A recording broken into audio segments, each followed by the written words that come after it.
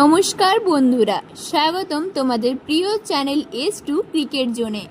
এখানে প্রতিদিন তোমাদের জন্য আনি ক্রিকেট দুনিয়ার হট খবর, এক্সক্লুসিভ বিশ্লেষণ আর মাঠের ভেতরের এবং বাইরের ঘটে যাওয়া সব চমকপ্রদ গল্প।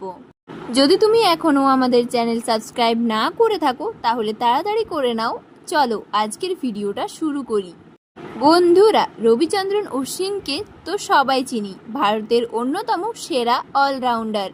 কিন্তু সম্প্রতি TNPL এর এক ম্যাচে তিনি মাঠেই হারিয়ে ফেললেন মেজাজ।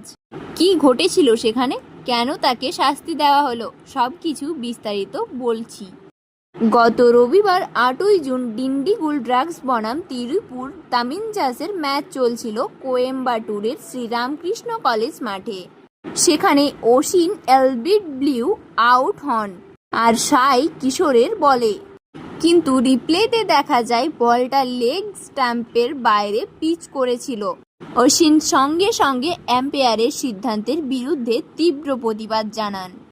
অশ্বিনের মেজাজ এতটাই খারাপ হয়ে যায় যে তিনি মাঠেই নিজের প্যাডে ব্যাট দিয়ে মারতে থাকেন এবং পরে রাগে গ্লাভস ছুঁড়ে ফেললেন। এই দৃশ্য মুহূর্তেই ভাইরাল হয়ে যায় সোশ্যাল মিডিয়ায়।